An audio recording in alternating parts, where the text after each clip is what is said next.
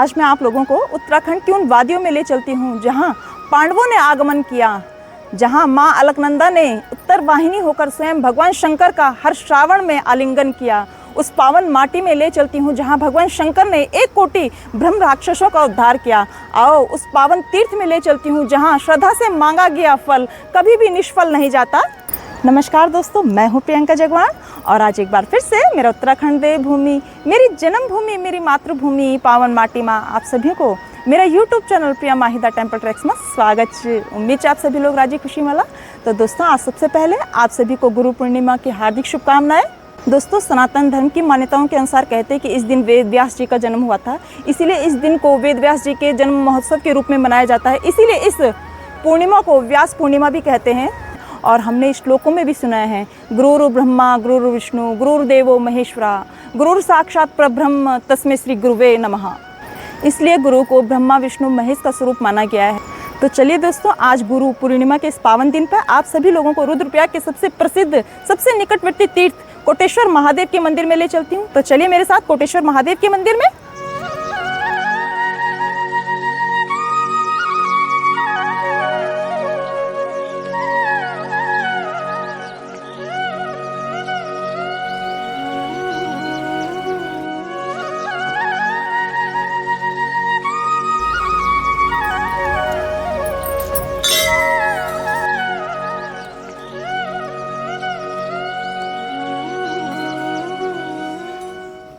और मंदिर के प्रवेश द्वार से ही आपको यहाँ पे दुकानें देखने को मिल जाएंगी।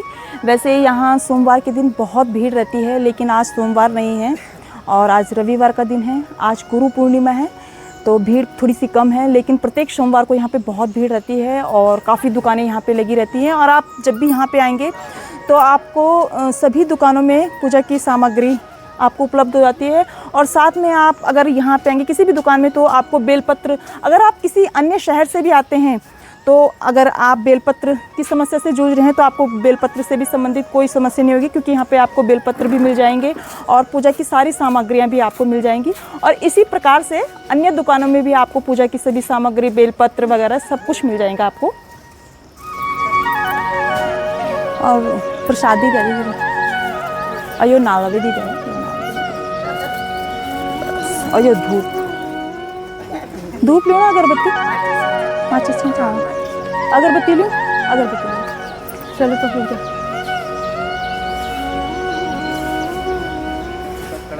कोटेश्वर महादेव के विषय में कुछ यहाँ पे शिलालेख पे लिखा गया है, वो मैं आप लोगों को पढ़कर बताती हूँ।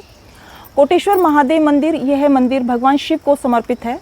मान्यता है कि इसी स्थान पर भगवान शिव द्वारा केदारनाथ जाते समय रुककर ध्यान किया गया था। स्थानीय पौराणिक कथाओं के अनुसार यह मंदिर क्रूर राक्षस भस्मासुर के समय का है, जिसे भगवान शिव द्वारा यह वरदान मिला था कि वह किसी के भी सर पे हाथ रखेगा तो वह भस्म यानी कि राख में बदल जाएगा। इसी वरदान के शक्तिशाली प्रभाव को देखकर वह शिव जी को ही भस्म करने की कोशिश करने लगा। भगवान शिव जगह जगह छिपने लगे तथा अंत में इसी स्थान पे आकर उन्होंने विष्णु जी का ध्यान किया और भगवान विष्णु द्वारा मोहिनी अवतार धारण कर भस्मासुर का संहार किया गया। इसी प्रकार की पौराणिक कथा अनुसार श्रीखंड महादेव एवं किन्नर कैलाश हिमाचल प्रदेश के साथ जुड़ा है।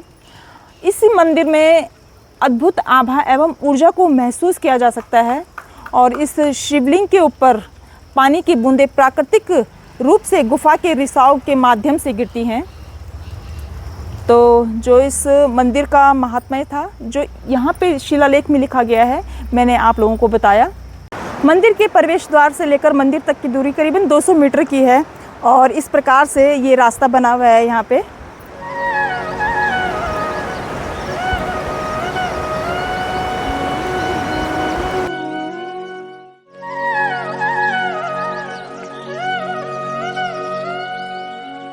अब हम पहुंच चुके हैं मंदिर परिसर में, आप मेरे पीछे देख सकते हैं। और सबसे पहले हम भगवान कोटेश्वर महादेव की प्राचीन गुफा में जाएंगे और आप लोगों को भी अपने साथ भगवान कोटेश्वर महादेव की प्राचीन गुफा के दर्शन कराती हूँ।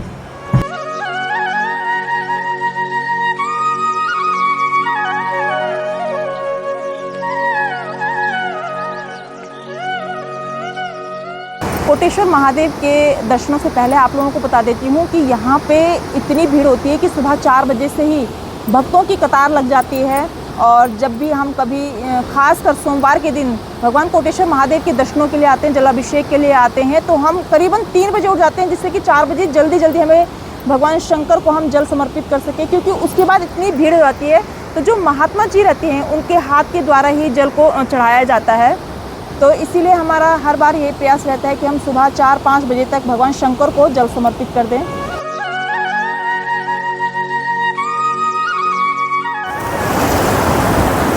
एक फोटो खींचा था यहाँ पे।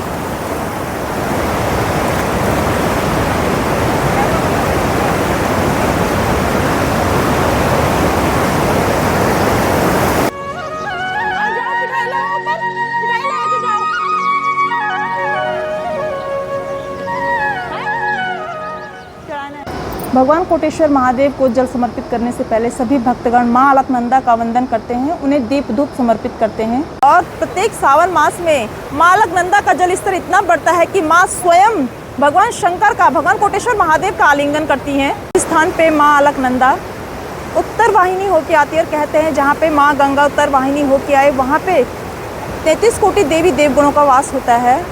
और आप मेरे साथ मां अलकनंदा का जल स्तर भी देख रहे हैं कितना बढ़ रखा है, और कल रात को इसका जल स्तर और भी ऊपर आ रखा था। आप मेरे साथ यहाँ पे देख सकते हैं, नीचे यहाँ पानी, तो यहाँ तक मां अलकनंदा का जल स्तर आ रखा था रात को। अभी सुबह के समय थोड़ा इसका जल स्तर घट गया है।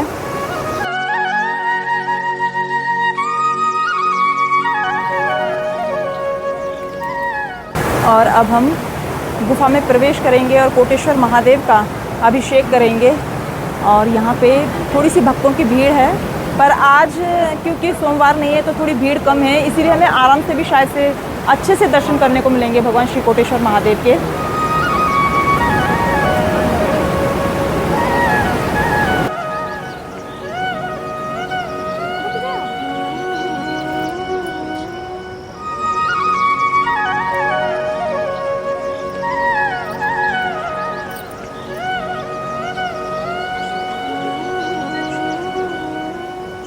भगवान श्री कोटेश्वर महादेव के दर्शनों के पश्चात हमने यहाँ पे पीपल देव में भी जल समर्पित कर दिया है।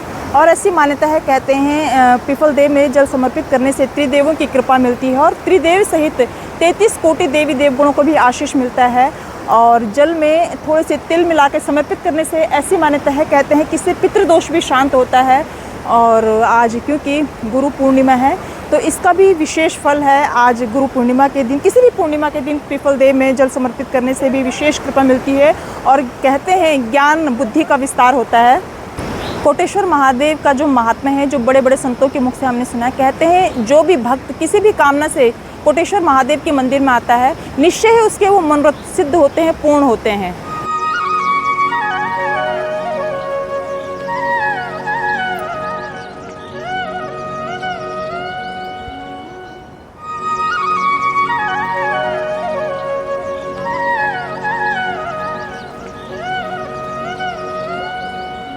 कोटेश्वर महादेव के मंदिर में प्रत्येक श्रावण मास में बहुत भीड़ रहती है और विशेषतः सोमवार के दिन ज़्यादा भीड़ देखने को मिलती है। लेकिन जैसे कि आज सोमवार नहीं है तो आज भीड़ कम है, पर शनिवार और सोमवार के दिन यहाँ पैर रखने की भी जगह नहीं होती, इतनी भक्तों की भीड़ होती है कि पानी चढ़ाना भी दुभर हो जाता है। और जब कभी कभी जैसे कि मैंने अभी आपको थोड़ी देर पहले बताया कि माँ अलकनंदा स्वयं भगवान शंकर का आलिंगन करती है, तो कभी ऐसी स्थिति हो आती है तो हम भक्त, जितने भी भक्तजन लोग हैं, वो कोटेश्वर महादेव में जल समर्पित नहीं कर पाते। जैसे कि मैंने आपको बताया कि श्रावण मास में माँ अलकनंदा का जल स्तर बहुत अधिक बढ़ जाता है। तो आप लोगों को मैं बता देती हूँ, देखिए आप इसकी छत देख सकते हैं यहाँ पे, तो आप अंदाज़ा लगा सकते हैं वहाँ माँ अलकनंदा है इस समय। और बल्कि ये भी अभी बहुत जल स्तर बढ़ रखा है, काफ़ी नीचे जल स्तर रहता है। और यहाँ से भी ऊपर आप इस छत देख सकते हैं, इससे भी अधिक पानी चढ़ा रहता है। कभी कभी तो यहाँ तक ऊपर पीपल की यहाँ तक हमको जल स्तर देखने को मिलता है। यहाँ पे मंदिर का नवीनीकरण भी किया गया है। आप मेरे साथ ये टीन देख सकते हैं लगी हुई है, क्योंकि जब श्रावण मास में भक्तों की बहुत कतार लगी रहती है, तो कभी धूप के दिन रहती है तो धूप भी रहती है, कभी बहुत बारिश रहती है, तो उन सबसे बचाव के लिए भक्तों के लिए इस टीन को भी लगाया गया है। और यहाँ पे बाहर से आए भक्तों के लिए भी बहुत अच्छी व्यवस्था है। आप मेरे साथ यहाँ पे देख सकते हैं इन कमरों को, ये धर्मशालाएँ हैं। तो किसी बाहर से, किसी भी स्थान से अगर कोई भी भक्त ठहरने के लिए आता है तो यहाँ पे उसकी भी उचित व्यवस्था है। भगवान कोटेश्वर महादेव के दर्शनों के पश्चात पीपल देव, शनिदेव और सभी यहाँ पे जितने भी छोटे बड़े मंदिर हैं सभी के दर्शन करते हुए अब हम ऊपर शिवालय है उस शिवालय में भी जाएंगे और जल समर्पित करेंगे।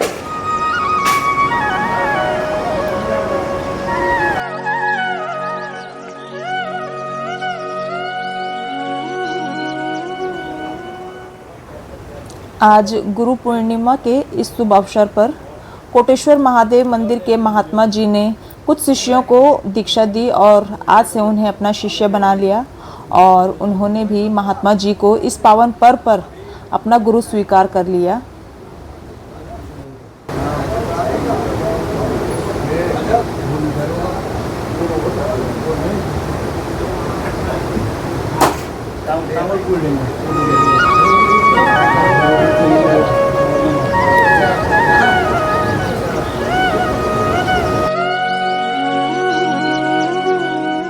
तो आज इस गुरु पूर्णिमा के शुभ अवसर पे हमने कोटेश्वर महादेव के दर्शन भी किए और आपने हमारे साथ वीडियो में देखा होगा कि इस प्रकार से महात्मा जी अपने शिष्यों को आज गुरु पूर्णिमा के शुभ अवसर पे दीक्षा दे रहे हैं, उन्हें पूर्ण रूप से अपने शिष्य बना रहे हैं। तो मुझे उम्मीद है आपको हमारी वीडियो पसंद आई होगी। अगर हमारी वीडियो पसंद आए हमारे चैनल को सब्सक्राइब करें, लाइक करें, कमेंट करें और दोस्तों के साथ अधिक से अधिक शेयर करें। फिर मिलते हैं इसी प्रकार से किसी अन्य वीडियो में, तब तक के लिए धन्यवाद।